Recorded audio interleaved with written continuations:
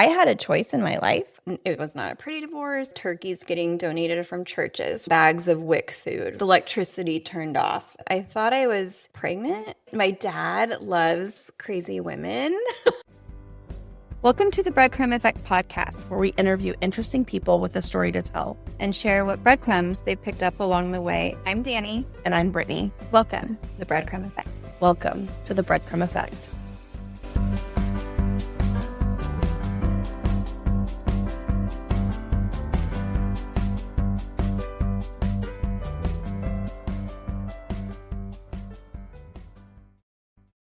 This episode contains discussions of trauma, food insecurity, child sexual assault, abuse, mental illnesses, and language not suitable for children. Listener discretion is advised. Hey everyone, welcome to the Breadcrumb Effect, where we help people discover the breadcrumbs that have led them exactly where they're meant to be. I'm your host, Brittany Dailey. Dani Brymer. And together, let's help you find your Breadcrumbs. So today, we're going to have a very fun and exciting podcast. We get to hear the story of you, Dani. I don't even know what your breadcrumbs are. There's a lot. So Dani, I guess let's start by telling me a little bit about your upbringing and maybe any breadcrumbs that you have thought about that you found while you were younger. I was raised in a town called Red Bluff, which is in Lenore State. It's a smaller town. It's grown more now, but it's like an ag town. My high school, we had a graduating class of 60. 60? 60. That's it? Yeah. And there's two high schools, but the town is famous for having the largest national 3-day rodeo. If that tells you anything about the town. I love it. There's a whole culture around it. It's really fun. And I like, even as an adult, being able to take the girls to rodeos because that was such a big part of being raised there. Mm-hmm. Like even in high school, I would earn money by painting fences, feeding horses. What brought you to Texas? I moved to Texas when I was like 19 or 20, and I actually moved to Texas with the boyfriend I had in high school. And I had one boyfriend throughout all of high school. And when I look back on that time, I wish I had a better view of my own self-worth, that I could choose my happiness or decide how my life would unfold. But I think what that relationship brought to me was a sense of stability that I needed at that time because my parents got divorced when I was 13. So I was just a freshman, and it was not a pretty divorce like a lot of divorces are. And I felt like I needed to grow up quickly because of the timing with that. So that's what brought me to Texas. Things that made the divorce complicated, right? So I like to say I'm one of 7 siblings, and there's like batches of us born for every generation, basically. Wait, what? My dad loves crazy women. If that's any indication about our family. I love my family. We have the best family. We always have a good time. We laugh loud. We joke. We will always be there for each other. But we also recognize our craziness too. Like there's no way we can get into everything today, and we won't, but things will get revealed here and there. But yeah, so my older brother and sister, 11, 12 years older than me, born in the 70s. And then my brother and I, we were born in the 80s, so we have a different mom. My dad, when he divorced my mom, was with Cindy, who was my stepmom, and she already had 2 young kids. They were, I think, 2 and 3 when they got married. So my dad raised them, essentially, right? And so I think of them as my younger brother and sister, too. And then maybe it was 2005. Dude, I don't know how old my brother is. It's probably like 20 or 21 when he was born. Because that was an interesting time, too, because he was out of Cindy and my dad's relationship, right? So another half-brother. But we Your all don't... stepmom's name is Cindy? Yeah. My stepmom's name is Cindy. Oh, Breadcrumb. Yeah. And you have a brother named Josh? Yeah. I have a brother named Josh. That's right. Yes. Weird. Yeah. More parallels. Maybe these are just very common names. Everybody's like, yeah, my stepmom's named 72, and I also have a brother named Josh. So But yeah, I was 21. I was already living in Texas. And honestly, when I found out that they were pregnant, I was like mad. I was going through a time where I wasn't speaking to my dad. I think we went like 5 years without speaking. And I remember just being so mad because I was broke. I could barely pay for bananas and gas, and I was living out here in Texas on my own, but I didn't want to go back. I truly, we talk about breadcrumbs, right? Listen to my gut. And I wanted to stay in Texas and see what kind of life I could create for myself. I didn't want to go back to all the craziness there. And so I got my own apartment. It was 400 square feet. That's when I met my husband, Chris, as well. So I had left that boyfriend shortly after we moved to Texas. It was not a healthy relationship. I'm not going to get into everything, but I just remember a turning point for me was I thought I was pregnant. And then that was my aha where I was like, I don't want him to be the father of my kids. So then if I don't want him to be the father of my kids, why am I with him? And then I started picturing myself 10 or 20 years in the future and asking myself, is that version of myself happy? And my answer was no. So then I thought, looking at the trajectory of my life, I just needed to think about, am I taking the steps today to get myself where I wanted to be? And the second I realized, this sounds so simple now, but it was such an aha for me that I had a choice in my life. I had a choice to be happy. I can create whatever life. Up to that point, I did not think about having a choice in my life. Like I was not in the driver's seat at all. I'm so glad that I stayed. I'm just impressed that at 21, you had the wherewithal to think to the future. I feel that too many times we don't have that, I guess, forecasting mindset. We just stay in something because we don't know any better. And then we look back and think, why were we doing that? There's normally something that leads us to stopping, but I feel like it's never us just saying, what is my life going to be like? Or I can't imagine that kind of future. So bravo to you. And part of it is with the breadcrumbs, right? Like you have to listen to your gut. What are those little voices in the back of your mind? Picking them up as you go. And maybe thinking that I was pregnant was a breadcrumb for me that I didn't just glaze over it. I mean, and then there are breadcrumbs within sort of that greater realm. And another thing that I look at when I think about breadcrumbs are these coincidences in our life that are too much to be a coincidence for it to not mean something. So, for example, that same high school boyfriend, he has family in Iowa. And so I think it was one summer we went to Iowa to visit the family, and they had the Iowa State Fair, which is a big deal. His niece, who was of similar age, also I think in high school, brought her best friend. So we're all hanging out together at the state fair, having a lot of fun. Fast forward to moving to Texas. I transferred with the company I was with, which is a major coffee company. And can you guess it? I'm just kidding. There's a few. Is there though? Not really. Especially 20 years ago. Like I remember when I was searched what I could transfer to in the Austin area, and the area we moved to, which was outside of Georgetown between Weir and Wahlberg, right? Which is pretty small. I know. There's even now, it's not that but 20 big, years honestly. ago was like even more. Yeah, it's like this big. The only thing out there is the beer garden. And there was like 3 to transfer to. And at the time, there was only one of those stores in Georgetown. And so very lucky because the group of friends that were there when I transferred are still the same group of friends that I have now to this day. Wow. Also where I met my husband. So yeah, transferred to that store. I do leave that boyfriend and I'm in my early 20s. I'm going to now have fun. So have our little clubbing phase, right? We talked about Graham's, going downtown, right? So there's one day I'm at one of my best friend's houses. Again, we're still friends to this day. And we're getting ready to go to the club. And in walks Jody, who I met in Iowa. And I was like, I met you in Iowa. What are you doing here in Texas? This is weird. And she's like, oh, that's my sister, and points to Nicole, my friend. And I was like, it's just such a coincidence, right? Like meeting her in Iowa and then back here.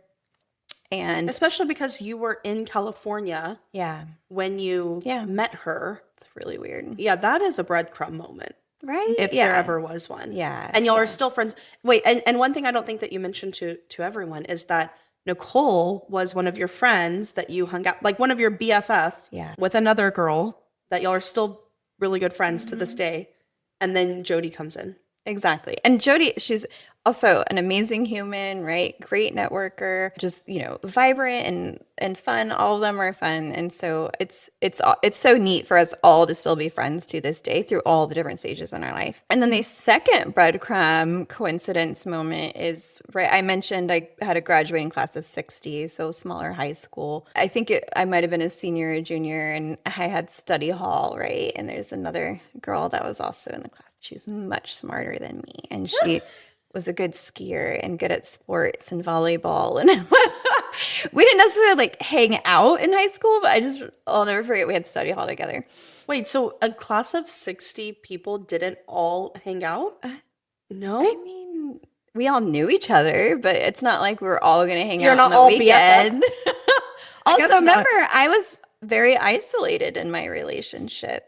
Going into high school, I had a group of great girlfriends, and just those unhealthy relationships, I now know what to look for what are all those red flags: isolation, jealousy, I don't think enough girls in high school are well educated enough. I mean, we can get into my relationship with my mom, but I did not have a good relationship with my mom. So it's not like I had this like guiding light. My sister, I mentioned 12 years older, she is very much a maternal figure in my life, but we didn't live in the same town. We lived together when I was very young, and that all is a whole other thing. But yeah, so that's funny. So fast forward, I'm living in Austin, and this is how long ago this was. That same girl, she MySpaced me. Was like, hey, I'm going to grad school, UT. Where's a good place to live? And I was like, well, I'm up north. So I was like, you probably want to live up north near me. But at one point, we're going to get together, and I was like, yeah, send me your address. And she sends me her address, and she bought a house in the same neighborhood as Chris and I, just a couple streets over. So to come from small town California into Austin and purchasing houses just a couple streets over, it's just crazy. And she's still to this day one of my best friends, right? Like, she's also awesome human, really great person. Yeah, I don't think that's a coincidence. I don't know. All of these are true breadcrumb moments that it's too weird not to be meant to be. Yeah. Yeah. So I do want to hear a little bit about how you met your husband. Well, he was already a supervisor when I transferred in, and I was just a barista. And so a barista. And there's never such thing as just a barista, because that's a hard job, for one. Heck yeah. People don't always realize how hard baristas work, but they work very hard. Think about how long these lines are. Dude, it's very stressful. You have to make a different type of, it's not like there's just one coffee you can get. It's very complicated. People like 3 or 4 pumps of different things. Yes, exactly. I mean, I can't even make a regular cup of coffee, guys. Yeah. On a Keurig. Much less be a barista. I know. And now I totally get why I lived in just total constant anxiety. Oh, no.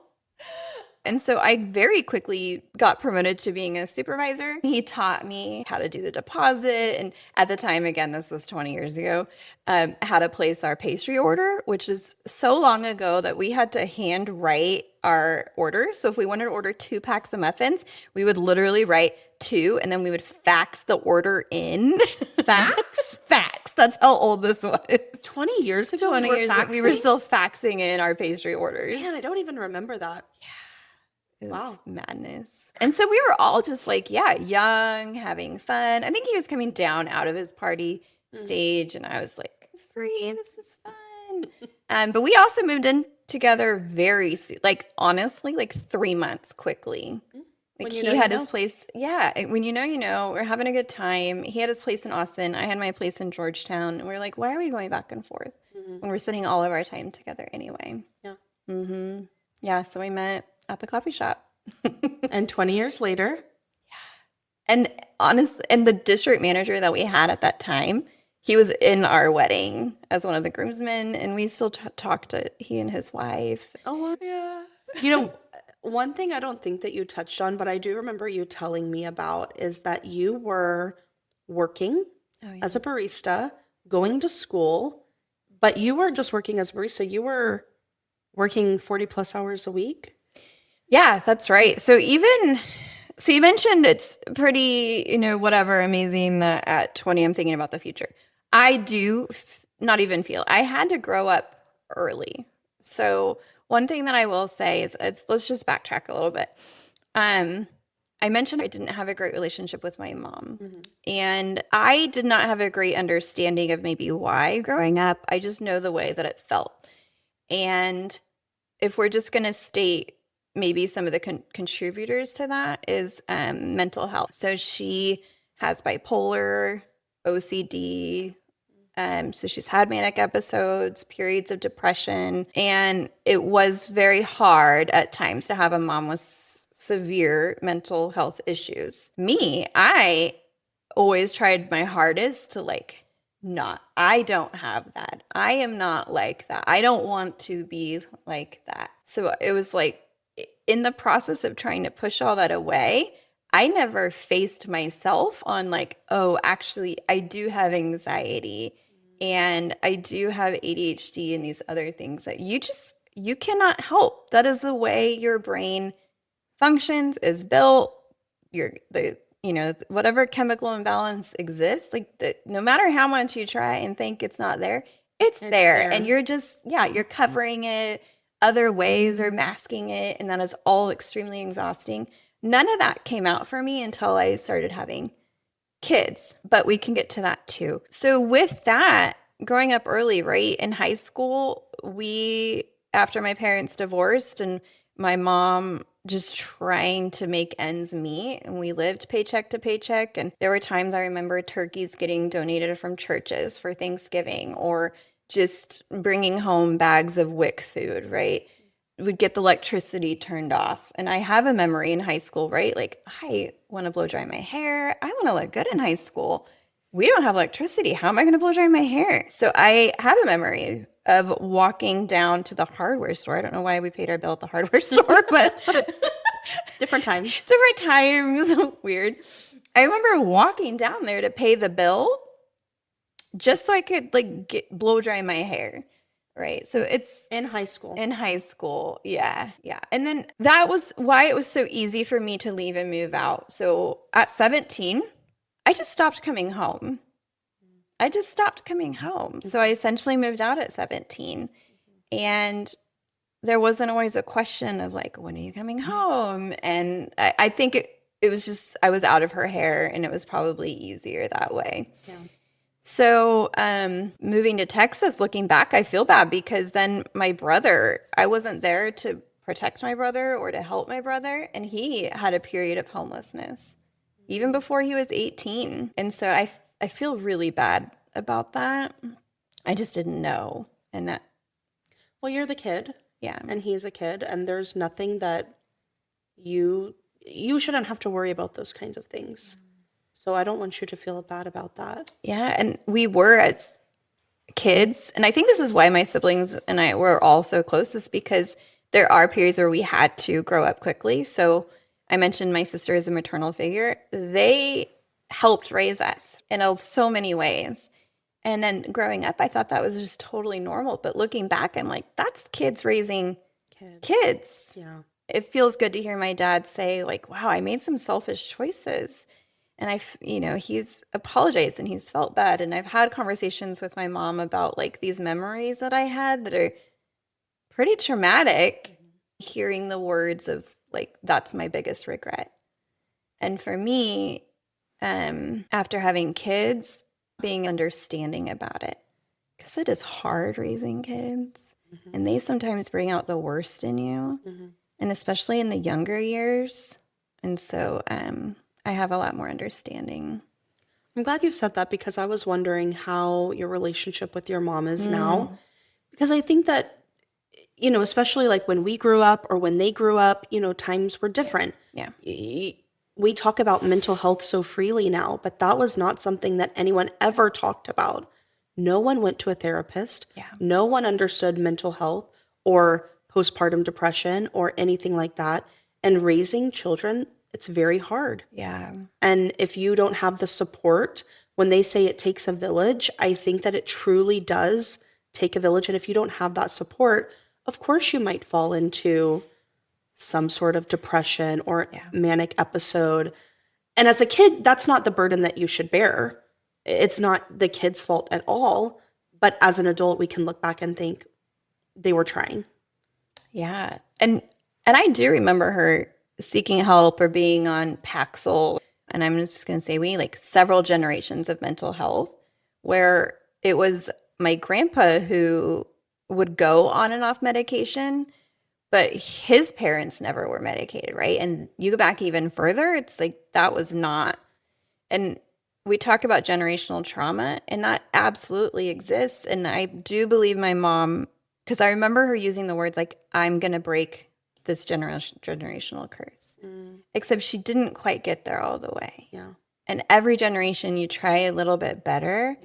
And even with my kids, I was like when I found out I was pregnant, especially with a girl, I just started bawling because I didn't really know at the time what a relationship with a girl would look like and what that mother-daughter relationship should be.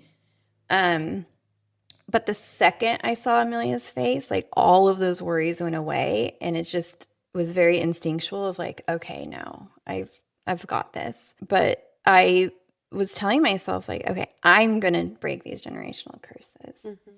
And I'm not going to, go to those dark places.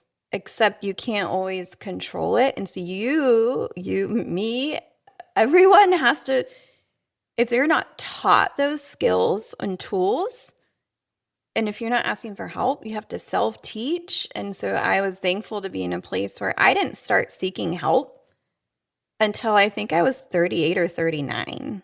So I was very, I really probably should have been seeing a therapist all of this time.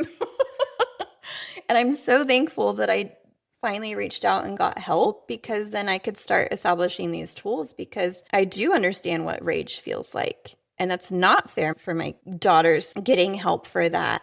Not enough women, I think, admit that they understand what rage is or what are those signs leading up to that point. And then I know I got that from my mom. I never knew I had it in me until I got to that point. And then even talking to my mom, right? Her dad abused her, and then his mom abused him.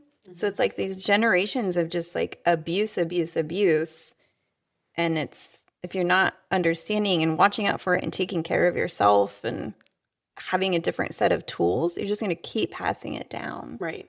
Without knowing, without wanting to. I actually was watching a reel the other day, and it was talking about, there are not two types of ways to parent, but you are suppressing your emotions. And what it looks like is, the kid does something and you're like, okay, now stop it. Now don't do it. I told you, okay, don't. And you're you're angry, but you're acting quote unquote calm. And then all of a sudden you blow up because you're not expressing your emotions.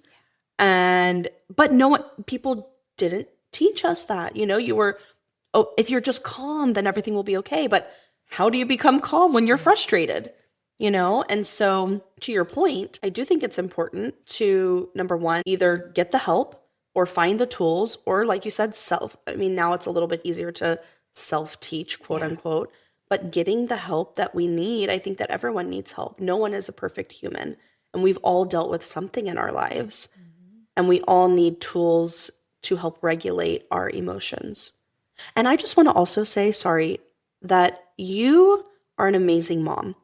Every time you talk to the kids, you are so calm, so kind. They could be screaming and you're like, okay, girls, Yes, what do you need? I'm like, oh my gosh. And then Ella does one little thing like, Ella, stop. And I'm like, oh my God. I need to channel my inner Dani.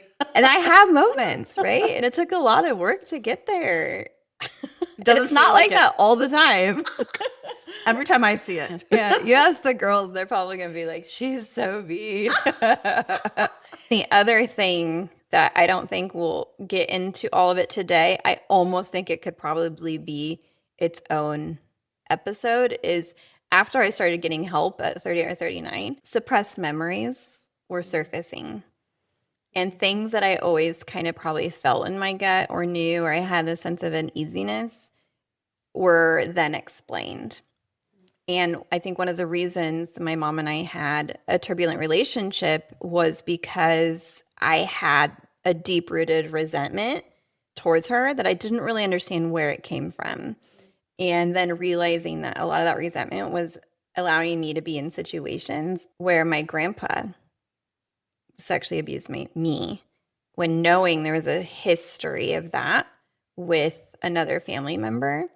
And now I kind of want to reach out because my aunt is passed on. Mm-hmm. And again, I feel like it should be its own episode. They cut ties with the family. That was before things started surfacing for me. And I kind of want to reach out to be like, I believe your mom now, but I would like to at some point maybe bring in some sort of expert where we can touch on this subject because it is unfortunately so prevalent and such an issue even still. So I think a lot of my resentment came from the fact of so many people knew who the type of human this person was, and yet we still were sent there in summers to work on their freaking compound. Alone? My brother and I, we would go I just wouldn't send my daughters to stay at somebody's house. When you know. But I think the family they might have known the truth, but they never wanted to admit it. It was one of those, right? Oh, well, there's a way to know. Well, that's the problem. I know. People don't ever want to believe. Exactly. It's easier not to. It's easier not to, but what a tragedy for whoever has to bear the brunt. Next. Yeah. Yeah. I mean, wouldn't you rather be safe with your children than not you always believe joke something? it off oh, that's just how they joke, or they're just a little handsy. Everyone kind of has that weird uncle. I know. Right? Every family member has that. Yeah. Oh, don't sit on so-and-so's lap. Which right? is also disgusting. Gross. Why? Let's not normalize that. Why? Yeah. Why is that? Why do we all have that? I know. Exactly. It's fucking weird. It's disgusting. It's weird, and I don't like it. And I'm very glad that now people have boundaries and that we speak out and that we say that's not fucking okay. Yes. Because it's not. It's not. Even for my girls, we've taught them the language around we're this is your body. You get to have permission on who gives you a hug, who gives you a kiss. We're not going to force family hugs, right? Or even sometimes I'll rub Abby's back and she'll be like, Mommy, did you ask me first if that was okay? And I'm like, oh my gosh, no, thank you for thinking of that. I love that. I'm sorry. I know, my bad. But also, I love this. Keep it up. Exactly. I'm your mom, but yes, as always ask for permission. Yeah. I think that's important that we teach little kids, doesn't matter if it's a boy or a girl. Yeah. I think a lot of times we hear about girls, but we don't always hear about the boys, and it happens in both cases, unfortunately. And then going down the same road, you remember being a kid probably, right? And some boy is mean to you on the playground, and the mom is like, oh, it's because they like you. Oh, I hate that. It's let's not normalize that. Yeah. We don't want to start planting those ideas. No, I remember that happened to Ella. And I don't remember who it was. A family member said, oh, they just like you. I said, no. I said, no, if someone likes you, they don't treat you like that. Good for you. Because I'm like, we are not going to start that narrative this early. And I know it's an innocent thing. No. And you know what? It could probably It's planting these seeds for bigger later. later. It could be that maybe that boy does like her and they don't know how to express it. But that's on them. Then they need to learn that. I was like, that's on then them. they learn that when the girl reacts in a way of I don't like that, well, then they'll learn to act differently. Right. And I think what I said to, I can't remember which one, but I was like, ew, they're showing you who they are. Yeah, good. Yeah. I don't know. I love that we are now able to say And sometimes you don't even think about that. Like, you don't think, like, I never thought about that until I had a daughter. I know. And then I'm like, no, we are not going to reinforce that. Or I'm not going to say things that maybe will make you feel uncomfortable. And we don't need to comment on how beautiful you are all the time. How about you're smart? How about you're intelligent? How about you're kind? How about you're trying? Yes. I mean, you are freaking beautiful, yes, but that's not the end all be all. I know. Okay, you've probably heard of this whole like male loneliness epidemic. And I say this kind of condescending because, okay, the population is like basically 50-50 male to female. So if it's a male loneliness epidemic, why aren't we calling it like a male female or just a female? Like females are fine. They're okay with this epidemic. It's the males that are like, eh. And they say a lot of it is probably derived from technology and not really having like these social connections. But I made a comment online where somebody was like, I think the Me Too movement's gone too far, that now guys are afraid to approach women. And I'm like, okay, there's a good way and a bad way to approach it. And I think my comment was something along the lines of, I don't know, I really liked not getting catcalled the last 20 years or walking down the street and not having some guys slap me on the ass. Yeah. I'm like, how hard is it to be a decent human without you feeling like, oh, I can't get a woman the way I used to. Oh, by harassing us? Yeah, no, thank you. Okay, sorry, I know we're going off script. This is your interview, boo. Okay. So I know that we've talked a little bit about your past, and one thing that we haven't touched base on is your career. You've had a very lucrative career and have done a lot of really great things. So maybe tell us a little bit about that. Sure. So I think at one point I might want to like go down the line of some of these breadcrumbs to see if any of them are relevant. But so you asked me about work history. So yeah, you mentioned I worked a lot of hours. I've worked my ass off for a very long time because I had to, because I wanted to eat, right? I wanted to have a roof over my head. So even before moving to Texas, yeah, I worked as an assistant at a flower shop, which was amazing because I can still keep in contact with that same boss that I had, who also amazing human and taught me so much at an early age and was so inspiring. So I was an assistant flower shop, I was a barista, I was a tutor, and I went to college, and I started college at 17. So there were days where I woke up at 4 a.m., open the coffee shop, then I would go work the flower shop, then I would tutor for an hour in the afternoon, and then I would have night classes. And it's just like my days were filled like that for so many years. And then coming to Texas, I quickly became a store manager at the coffee shop pretty young. I think I was 21 or 22 when I was basically handed the keys to my first store as the store manager. So that was a really interesting time because here I am and young and leading people that are twice my age or older. So that came with its own set of learnings. And plus I was promoted, I would have been a little bit older because I was promoted in 2008, which is an interesting time to get promoted because people were losing their homes and losing their jobs and stores were closing. And then I had this dichotomy of emotion around that because that's also the same year I got promoted, which allowed us to at some point buy a house. And so I think Chris and I purchased our first house when we were 25. Wow. That's a big accomplishment. Yeah, which was awesome. And then going to college as a store manager. So I would work 40 plus hours, whatever you need to do to get the job done, right? And then I would commute down to Texas State in San Marcos. So you lived in, let's just say Georgetown. It was Round Rock at that time. Okay. Right on the border of like Pflugerville and Round Rock. And then commuted to freaking San Marcos. Yeah. And my store was at Brymer and Mopac. Okay. In Austin. Okay. Yeah. So but still, I would often open or do a mid, then go 2-3 days a week to San Marcos or have night classes. And so those were like easily 80-90 hour weeks. As a 21-year-old. Yeah, basically from the age of 21 to 28 was insane. Yeah, from like 2008, because I graduated college later, like 2012.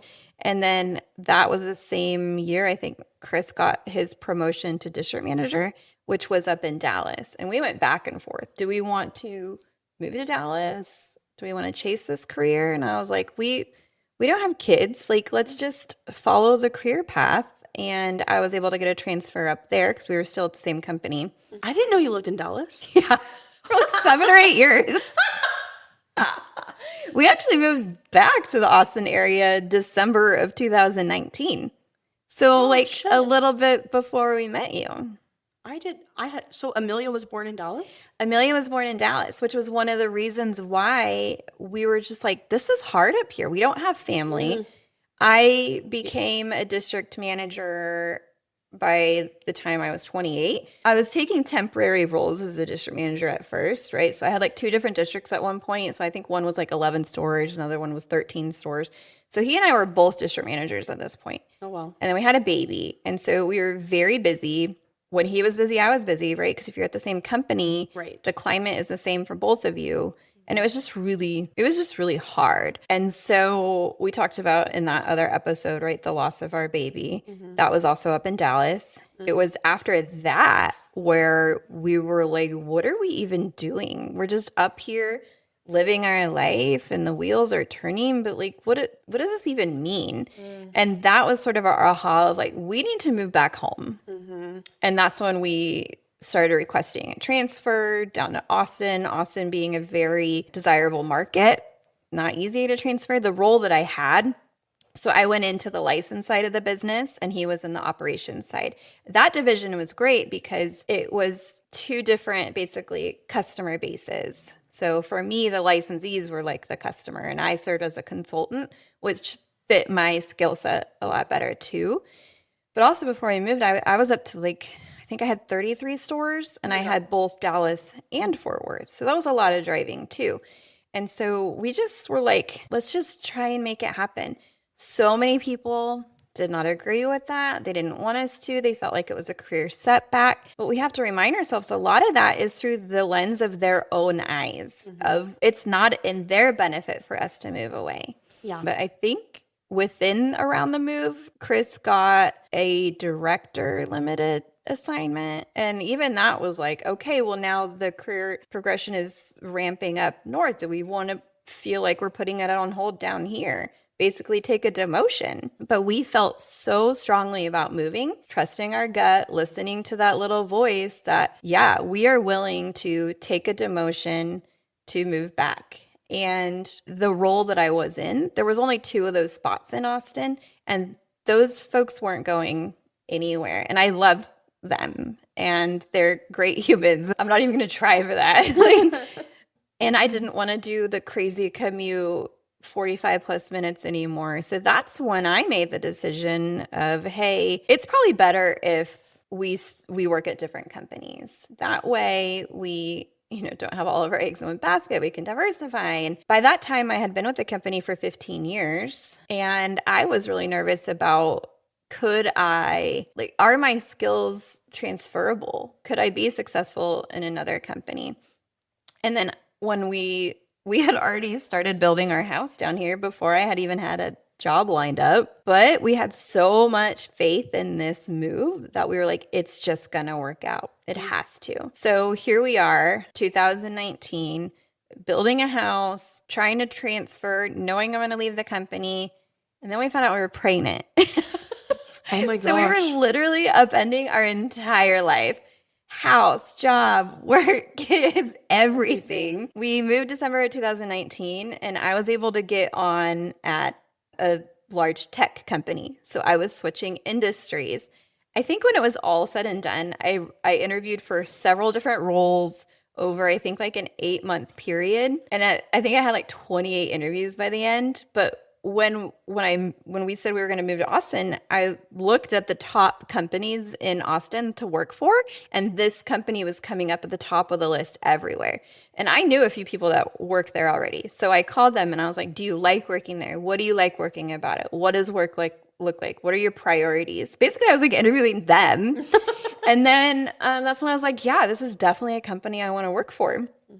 And it's so amazing the role that I landed in because it was around change management, which were skills that I was doing at all my other jobs. I just didn't know there was a name for it or a whole discipline. Like, people go to school for this. This is amazing.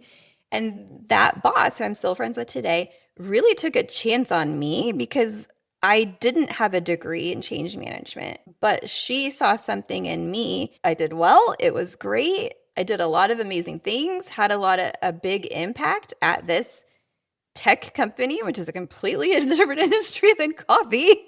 But at the end of the day, people are people. Exactly. You understand people, you can do anything. Yeah. Yes. So these are the breadcrumbs that you listen to your gut. We had no idea really why we were upending our lives. But if we hadn't, we would have been really struggling up in Dallas during COVID. Yeah.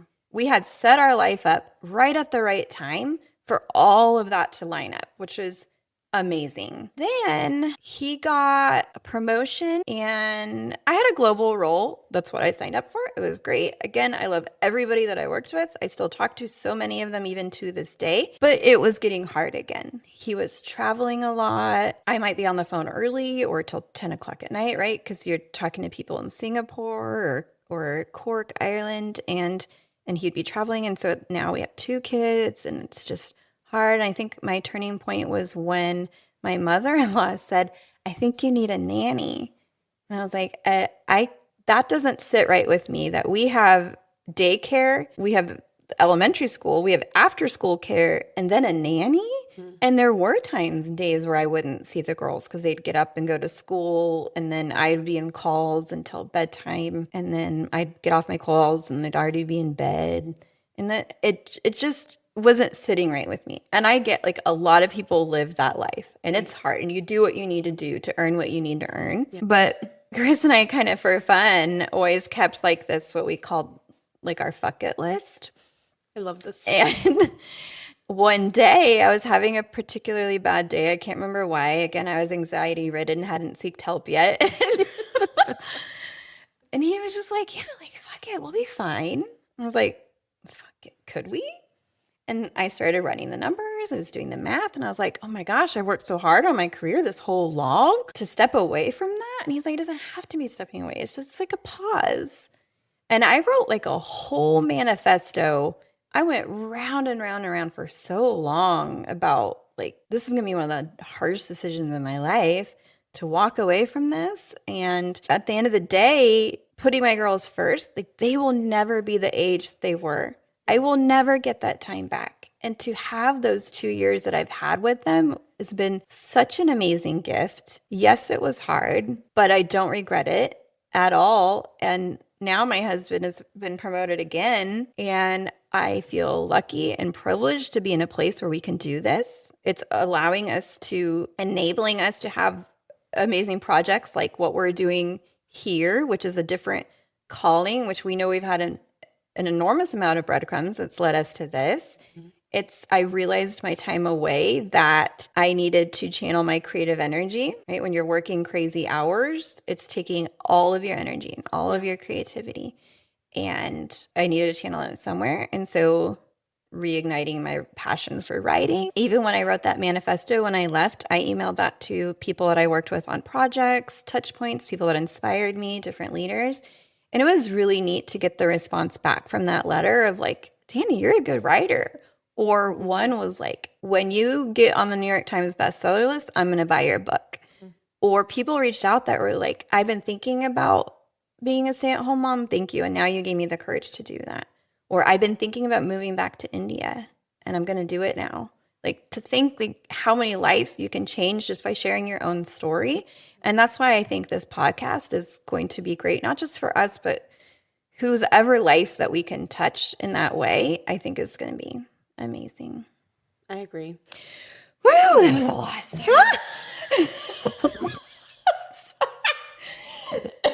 Oh my gosh. Wait, I do just have to say, I know that you said that was a lot, but you did when I read your letter and when you told me what you were doing, I was like, oh my gosh, this is the dream. Oh. To be able to stay home with your kids while they're little. You don't get that time back. Mm-hmm. And again, like you said, it is a privilege. Not everyone can do that. But it is a privilege, and at the same time, it's also very hard to walk away from a lucrative career when that's all we've known is how to work, how to climb the ladder, how to do bigger and better things, and to understand that I can walk away from this and I can have the ability to put my family first, that is commemorable. And I think, thank you. I think this happened for a lot of people during COVID. Is priorities shifted and we realized how important family is and loved ones and centering ourselves. And like so many, that was a period of time when I started getting help. A lot of people reached out for help during that time. It's no longer about what you can do because it's about like what you're going to do and what you need to do for yourself. I was going for promotions when like they were shocked when I gave notice. And it's partially because like I will always give it my all wherever I'm at. And I gave like a several month notice when I left, which was good and bad in a lot of ways. It was good because then I could set people up and really feel like I was walking away well. But then it became like the longest goodbye, which was really hard. I was like, okay. So I like mentally and emotionally prepare for that. But it was no longer about what I could do. I know I could do this. I know I could be a great manager. I've proven that. Yeah. It meant more for me to be a good mom at that time and put that back into our family. And like as a feminist, I was like, oh my gosh, this is like my inner feminist was really struggling with this. But then it's like, no, I'm empowering myself. I'm showing that the girls, right? Like I thought it was an amazing feminist move to get hired on at a tech company as pregnant as I was. Yeah. To switch careers when pregnant, that is risky. Very. That was a hard phone call to be like, thank you for the job. Oh, by the way, I'm having a baby. Then on the opposite end, thank you for the job. Oh, by the way, I'm leaving. 4 years later. 4 years later is a while though. You just don't know. That's fine. Yeah. You just don't know. But I like how you said the feminist in me, but I feel like now we're kind of not reverting, but like we realize that some trad wife tendencies are cool again. You're like baking bread. I know. I'm like, my real dream is to be a trad wife, but I would be the worst one. I don't cook. I don't clean. I can't bake a bread. I don't know how to do a sourdough. I don't know how to garden. I can't keep one plant alive. But my mind wants to. You need to get to the point where you hire people. Martha Stewart, the first trad. I remember looking at her magazine even in the 90s and being like, there's no way. She's out on her several acre garden in her mansion. Doing all of this stuff. She's got a lot of help. Okay? I'm going to focus on keeping one plant alive. This is not it. This is not it. It is fake for a reason. But we're going to get a real one next time. I'm in our bread. Hello? Okay. So one of the breadcrumbs for me that was such an affirmation after I left is, so while I was still at the tech company, I had started my Bookstagram account, which was on a random whim, reading late one night, not having a bookmark near me. I'm looking around to see what could I use as a bookmark, as we often do. All there was near me, because I'm not getting up, I pulled off the dry clean only tag of my comforter and I shoved that in my book. And I was like, dry clean only, that's funny. I should start an Instagram account of all my funny bookmarks, like a shoe or like random things. Oh, yeah. I was like, receipts. I always have receipts. Right? And so I was like, there's an account for every weird thing. I'll start this.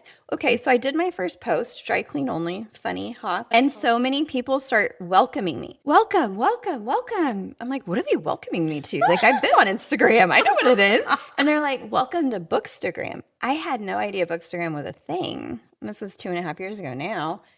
And I was like, Bookstagram, and I go down that hole. And I'm an outsider at this point. And I'm like, wow, some of these people have these amazing accounts. And like, they're basically documenting their reading journey. And then from there, getting to know writers and being like, listening to the voice in the back of my head of like, wow, they're living the life that I've always wanted to do or try. Like, that's amazing. And a whole industry of self-publishing and people carving their own path. That's so amazing. And then from there, starting the Texas Bookstagram network, getting to know more readers, editors, writers, booksellers, and that just growing. Again, early in starting the Bookstagram, Chris and he had a work trip up in Dallas. I'm like, yeah, I'm going to go with you while you're in your meeting. I'm going to go visit this bookstore, get some content. And I walk in, it was a week before I gave him notice. One of my work friends, again, still friends with her today, she lives in Ireland. She gifted me this lip balm that is this literary lip balm. She knows, we're both readers. And on it was Dorian Gray. And she was like, because you look so young, like you don't age, which is like the whole premise of Dorian Gray. So it was like this literary lip balm of Dorian Gray. Awesome. She gifted it to me at Tech. Like I'll never forget. We're at the hotel, whatever. Fast forward, going to that bookstore up in Dallas, and I walk in, and there on the shelf is the book of the Dorian Gray book. And I'm like, oh my gosh, so I have to get that book. And I look up and there's these beautiful bookmarks over it. And I grab it and they say handmade in Cork, Ireland. Well, that's where she lives, is in Cork. And I was like, that is a sign. Wow. These picking up these breadcrumbs. You didn't know it was a breadcrumb at the time. No, but I'm like, I'm doing what I should be doing. Yeah. It's leading you to here. And look at you now. Now you're having a podcast, writing a book. Yeah. You're at how many 68,000? 69,000? As of yesterday, I was at 67,000 words, which is so funny because I was like, 6'7". Did you make a TikTok for that? You should have. I think I posted on Instagram or something. I should. That is a big one. Yeah, so that's a big one. Another one that had to do with work too is, right, so Chris and I, big campers, we love camping. So when we had kids, we decided to do the RV camping route just because it's easier camping with kids in an RV. I think Abby was still a baby, probably not even 1. And Amelia was probably just turned 3. We're camping and you make friends with other campers as you do. And we're like drinking around the campfire and they have kids similar age and we're like vibing and I'm talking to the lady and I'm like, hey, where do you work? And she's like, oh, I'm in tech. I'm like, oh, I'm in tech. I was like, what do you do? And she's like, oh, nobody ever knows what I do. It's like being a project manager. I'm like, no, tell me. I work in project management and on projects. She's like, oh, well, I specialize in change management. I'm like, I do change management, which is a super specialized. The fact that we were both camping next to each other and doing the same role is so, it's a breadcrumb. Yeah, like 1 in a trillion. Yeah, it's a breadcrumb. And this all connects. So still talk to her today. Amazing. She's now like probably a director or some senior role within her tech company. Like she freaking rocks it. She's awesome. Come to find out, we have this Texas Bookstagram network. In there is an author. Instagram recommends friends. So I noticed that we have a mutual friend and it's her, the same Sharon. I know. And so it's Adrienne Hale who does romance, she is so good at what she does, right? She's done hockey romance. And so Sharon reads her books before they come out too. And it's like we have another connecting point, breadcrumb. I didn't know this breadcrumb. Pretty awesome, Mom. Also, the fact that you're just making random friends with someone at a campfire. That's also something I would never do. In a forest? Make random friends in a forest? Yeah, what if they murder me? Everyone's out to murder me, basically. Yeah. Again, I come from a small town. Like, I am more comfortable out in the country in an orchard or in a field than I am in, like, the downtown of a city. No, for real. We would go party in an orchard. I'm like, we don't have orchards here. That's So I'm like, oh, an orchard. Let's go pick some apples. I don't know why I had an accent there. Oh, yeah. That is so funny. That's a big one. Mm-hmm. Oh, this is fun. I know. We've had a lot of breadcrumbs. Lots. And you have had so many breadcrumbs that have happened. I know we don't have to get into it now, but like just through your writing journey lately. Oh, yeah. I feel honestly in the past 2 months, there have been so many breadcrumbs that it's like uncanny how many breadcrumbs there have been. It's so true. In fact, as you're talking, I just realized that there was another one that I need to write down. And there have been so many breadcrumbs writing this book that I've started a whole list. And I think what we'll probably do is a whole episode on this book alone, where maybe you interview me about the book and even as I'm writing the book, I'm writing about writing the book because of all of these either approaches or things that I've learned or about writing or the breadcrumbs. And So you're writing 2 books, basically. I mean, that's what it sounds like. guess, yes. This is Dani in a nutshell. I can't just write one book. She will always have multiple jobs, multiple roles. And even though you are quote unquote not working, I feel like you are working more than maybe ever before. But it's fun and energizing because it's in the creative space. And yes, right? Like I have 28 book ideas. Do I want to do all of them right now? Yes. Realizing that I need to prioritize. Even when we talked about doing the podcast, I was like, I think I want to do like one and the other. But then you were like, why can't you do both? And I was like, why can't I do both? So you did this. So I made you write more than one book. Okay. You can put me in the forward. Exactly. Exactly.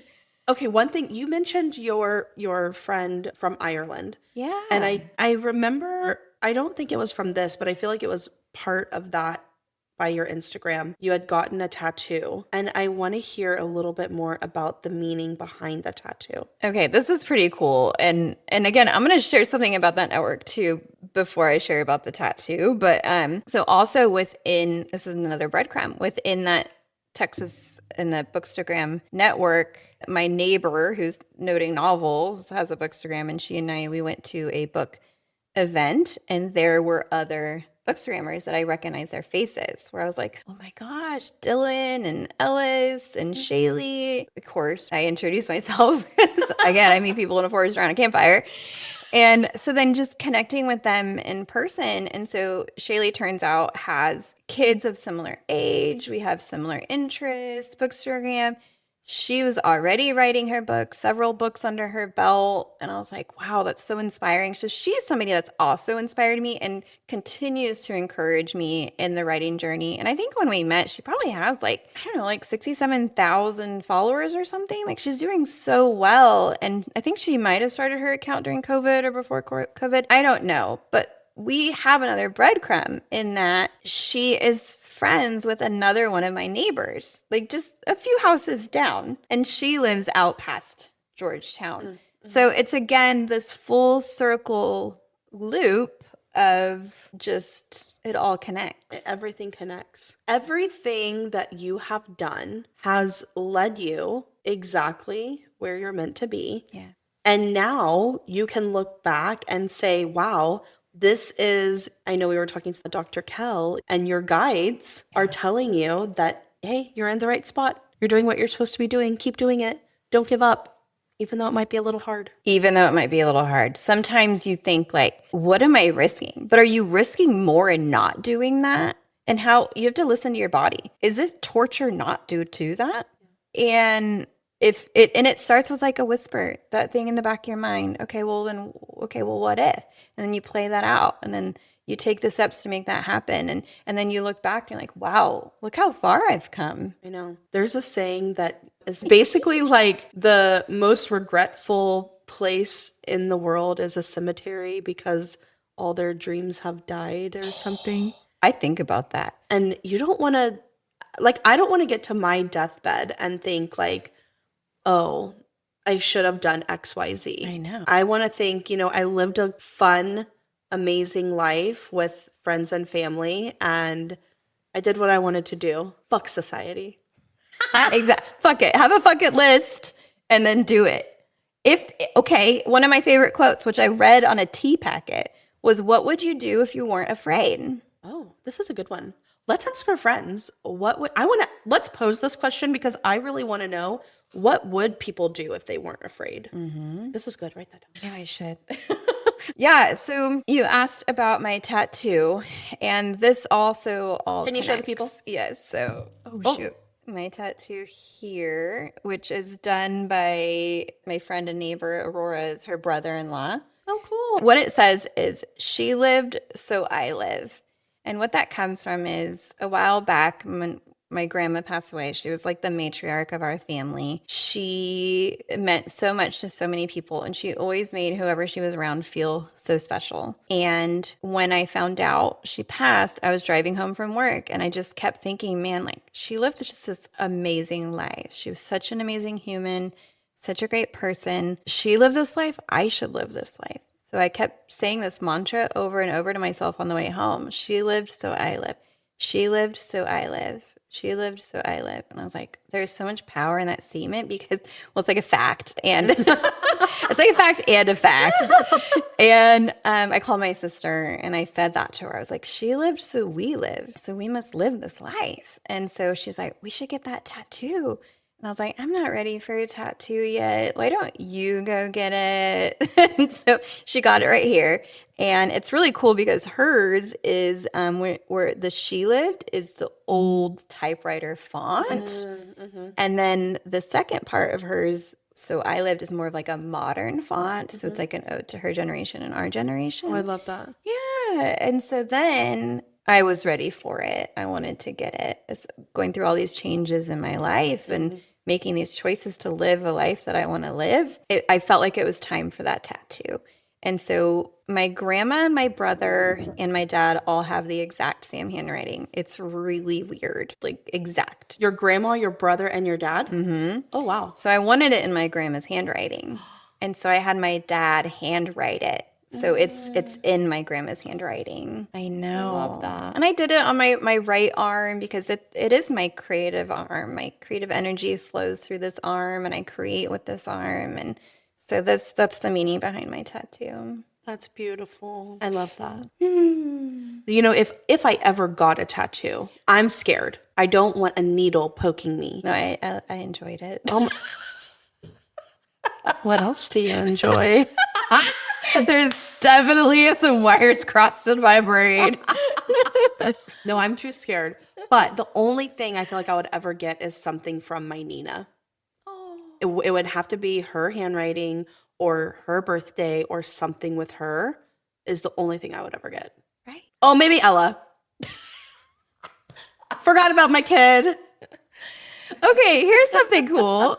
Again, breadcrumb, didn't think about it until you just said it, is this is what I want my next tattoo to be. I have so many tattoo ideas now, right? Do you remember the movie The Aristocats? Oh, yeah. Yes. Loved it. Guess what? Do you remember what the swans were named? I think they're swans. Stop.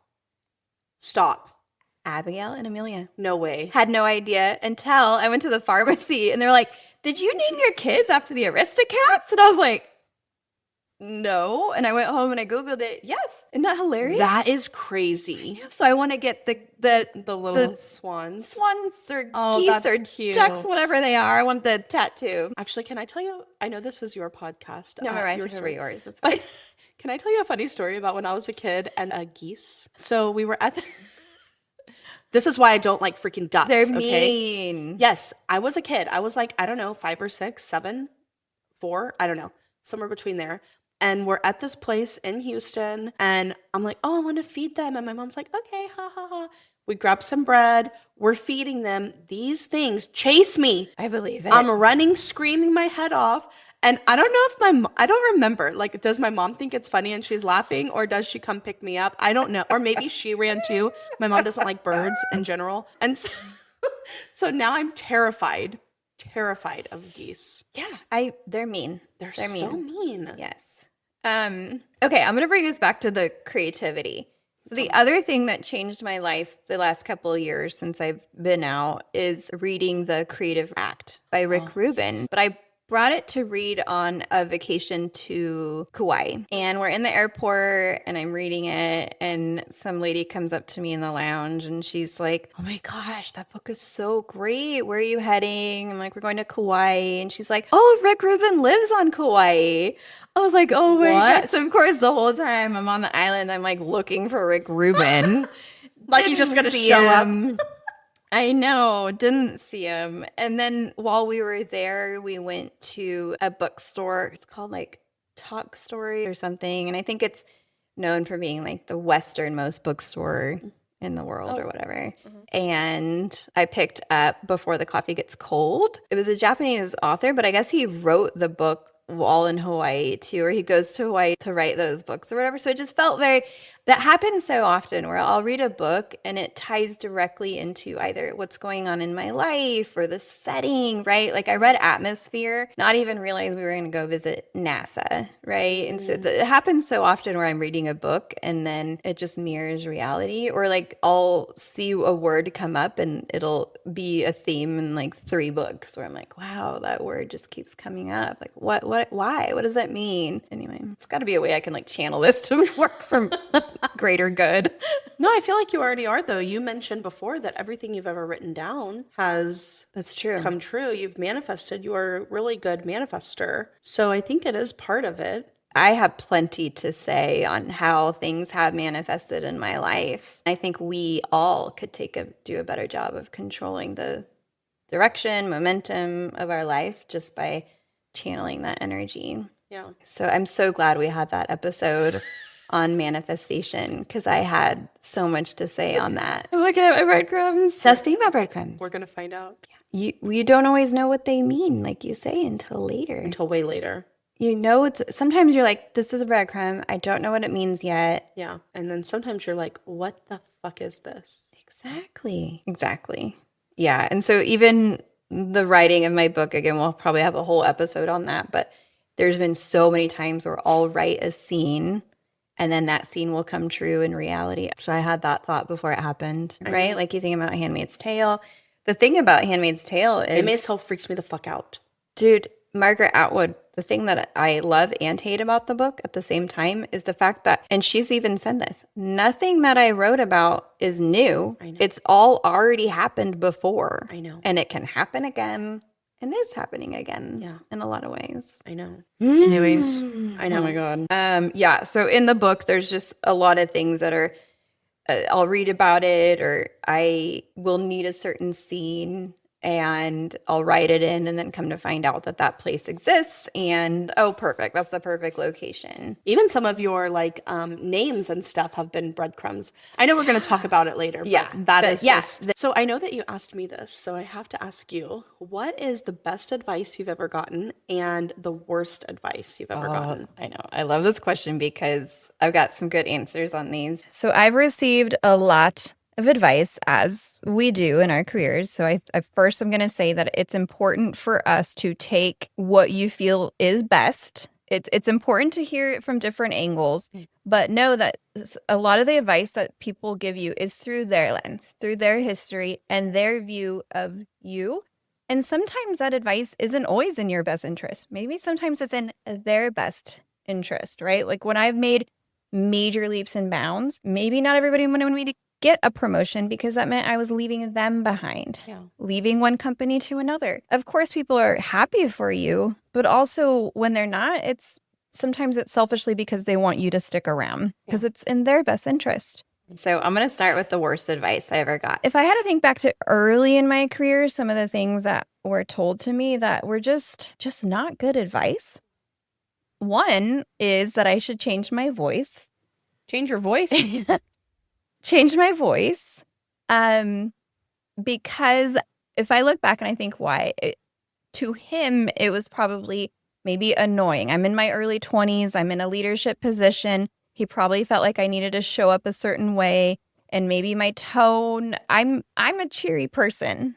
I usually and yes, you are. Sometimes in some rooms that can probably be annoying. So for him, maybe that was his way of saying reel it back. I don't know. Maybe I could have asked better questions on what he meant.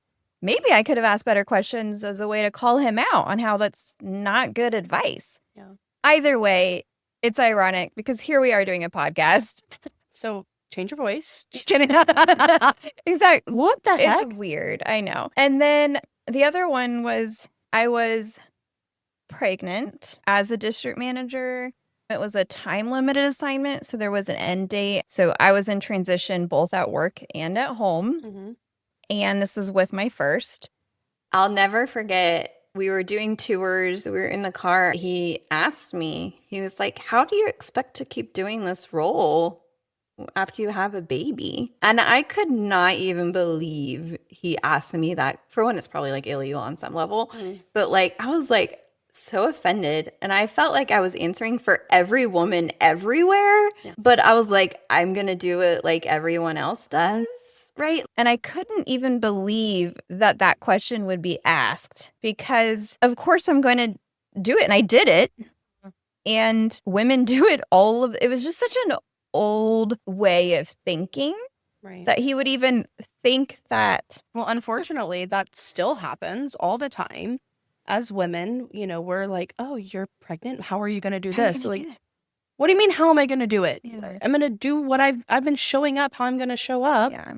And what about my husband? Are you going to ask about that? No one ever asks about the husband. No, nobody asked Chris, how are you going to do it? Yeah. No. Which is such bullshit.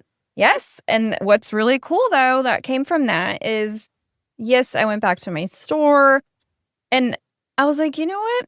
I didn't get that promotion. I'm going to go back to my store and just play it easy. I have a baby. Like, okay, maybe there was something to that. I'm not that person. I try so hard to be that person. No. Another opportunity revealed itself, and I took it, and I became a district manager while I had a baby at home. And then before we moved from the Dallas area back to Austin, I had 33 stores in my portfolio. I was on the license side of the business. I loved being a consultant on that side of the business. I loved that job. But moving back to Austin, I needed to change companies. I moved pregnant. So that was a big risk for that company to take me on, but they never blinked an eye. They were so supportive, and it was such an opposite feeling of what I got the first time around being pregnant, to just being like, you know what, you're gonna do great. We hired you for you, and we have such a great support system. Like, it just was so amazing. And then I was with that company for 4 years, and they supported me through that entire time. And then transitioning out of work, supporting my family in a different way, that was also a great experience. My husband, he's had, I think, 3 different roles now since I've stepped away. And it's been amazing to see his career, and what he does has enabled me to pursue the things that I am passionate about and doing things like we're doing today. But as we're doing this, I still to this day think about the good advice I've received. And the one that sticks out the most was, when I was in the license side of the business, I would change for the room, my voice or my posture or the way I presented. I know I can be a lot. I know I can be overwhelming. And so I would sometimes tone it down. And my boss at the time, she's an amazing leader. Her advice to me was, maybe you don't need to change for the room. Maybe the room needs to change to you. Wow, that is so profound, because it's true. No, it's so true. I remember I was actually just having this conversation with my team, and someone said that Ro was a little too, too much. It's too much. And I didn't feel the same way. I was like, this is a very important topic. This is something that we should be fired up about. This is something that people really need to hear. And if we are able to hear it and actually take the message that we're trying to convey, it's life-changing. And so, we don't need to change ourselves for others to fit their energy. That's true. And if we are too much for them, maybe they're not your audience, or they're not for you, or maybe that is a different tell on the relationship. Because, sometimes we are too much. And that's okay. And that's okay. I do have to ask, because, we when you got that advice to change your voice, which to me is so stupid, you were younger, 20s? Early 20s, yeah. So my question is, how did you overcome? Because, we're very moldable. In our early 20s, advice that we get from someone that's older or someone that is a superior, can kind of stay with us, just like it does as a child. It stays with us for a long period of time. How did you overcome someone telling you to do something which is not reasonable, changing your voice?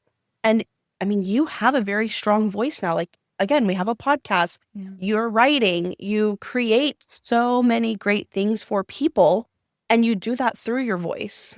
Thank you. So how did you kind of remove that negative, bad advice from your mind? Well, at the time I didn't. It made me very self-conscious. If I was talking on a conference call, I I would lower my voice to a lower tone, and I was probably thinking about it way too much than I ever did. And I think it also physically made me show up differently. I always wanted to be the most professionally dressed in the room. I started wearing glasses, right? Because I felt like maybe people would perceive me a certain way. Now it's just part of my identity. And honestly, I have dry eyes, so contacts are really uncomfortable, and I don't want to pay for LASIK. That's totally something different. But if I'm going to be honest, right, we wear these masks and we put on these masks. And I think it was directly tied to that. And it stayed with me for a very long time. And I think it honestly wasn't until I switched companies and realized that I could replicate my skills wherever I went. People are people, leaders are leaders. It honestly doesn't matter what you're doing, it's transferable. And having that courage to be able to test that, because I was at that other company for 15 years. I knew a lot of people that were there for a very long time, and they knew me for who I was there. This was a chance for me to really show what I could do. And just when I got to the point where I don't want to use the words like I didn't care, but I'm going to show up as me and I'm going to do my best at whatever they threw at me. It just gave me that courage. And the more I showed up and the more things were successful from the way I would show up, it just gave me kind of that momentum to keep going. Yeah. No, that's powerful. Speaking of your voice, we have a podcast now. Yeah. The Breadcrumb Effect. And I want to know, what are your hopes and dreams for this podcast? Well, I've thought about this a lot, that you're at work or I'm at work, and being in those roles, I loved helping others. I loved coaching. I loved speaking to others. I liked being other people's mentors. But those are in the confinements of that job, that role, those teams, your organization. So what I love about the podcast is we're able to speak to so many more people. And I really do hope that this podcast helps people think about their own lives, contemplate either the direction that they're going or the signs that they might have missed, and realize that this is a time in their life that they can make changes, that they can be open to looking for their breadcrumbs. And I think that this will really help people in making some amazing life choices. Yeah, I think so too. I'm excited. I can't wait for what's to come. I want to thank you for sharing your story. I know it's not easy and it's kind of weird for us to open up like this. We're kind of going to be used to interviewing people, not ourselves. And so thank you for being vulnerable. I know that everyone else will appreciate it too.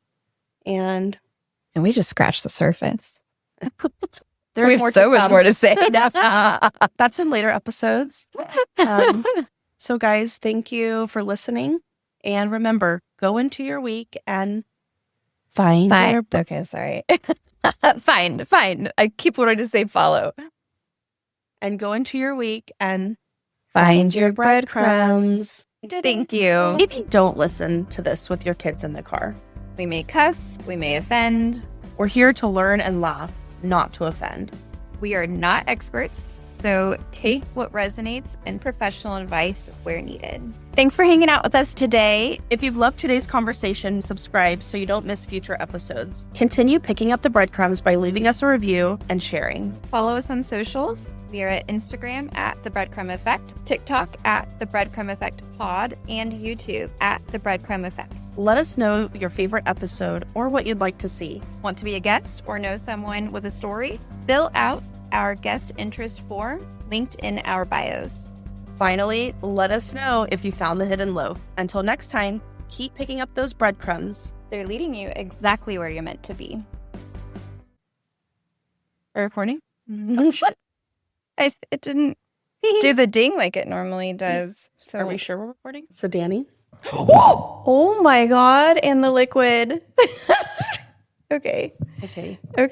I'm glad you caught that, because I would have just kept pushing. Are you good? Okay. Are you good? Yeah, I'm good. Holy fuck, that's scary. Oh my God.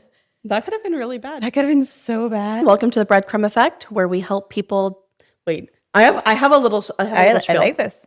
I forgot what it was. Help people discover the breadcrumbs. Discover. I keep wanting to say uncover. Yeah, but then undiscover comes out. Okay. Okay, that was a little I cheeky. can never remember if it's find or follow. follow. I But don't it's know. find, right? Like you're finding them. I think we said We also follow. follow. I think we said follow. I should probably pull them up. Let me think of what I even want to talk about. I guess I should have been more prepared. We're going to cut that out. JK. Hi, Apollo. Hi, Polly. Oh my gosh. Shit, what was I going to say? Paulo, can you get out, buddy? Can you get out? Okay, you can chill here. That's fine. I forgot what I was going to go with this, but dang, it was good. Just give it a minute. Hi, honey. Ow. So, Don't make me laugh. okay. Sir. Hi, honey. Hi. Paulo. You're so pretty. He's going to knock that over Oh, with his tail. Go Paulo, come here. here. What? No, Paulo. Paulo. No. Watch it just like pot. I know. He will. Oh, excuse you. I want him to do the turn. Do you have an attitude? Do you have an attitude? Go out. Go. Get a circle. Go in a circle. Turn You want to do around. something fun? You want to do something fun? Show me. Go in a circle. Circle. Apollo. Circle. Show us. Oh, no. Oh. Okay. Okay, Paulo. I know. You want to talk? Say row, row, row, row. His nose is in my boot. Apollo. Literally in my boot. Do you want me to get him out? No, it's fine. Buddy. I love you. So awesome. This episode contained a lot of heavy topics. We want to make sure to give you some resources in case you find that you need help yourself. So here are some resources for getting help in the U.S. This is the National Suicide Prevention Hotline. It's 1-800-273-8255 or 1-800-273-TALK, T-A-L-K. This is the National Domestic Violence Hotline, 1-800-799-7233 or 1-800-799-SAFE, S-A-F-E. Or you can text START, S-T-A-R-T, to 88788. You can also go to NAMI.org, which I believe stands for the National Alliance of Mental Illness. This provides a lot of mental health info and peer support through that NAMI website. If these resources aren't right for you, please reach out to a trusted person or a local health professional. Help is available. If you are in immediate danger, call 911 or your local emergency hotline. Stay safe, everyone. We love you.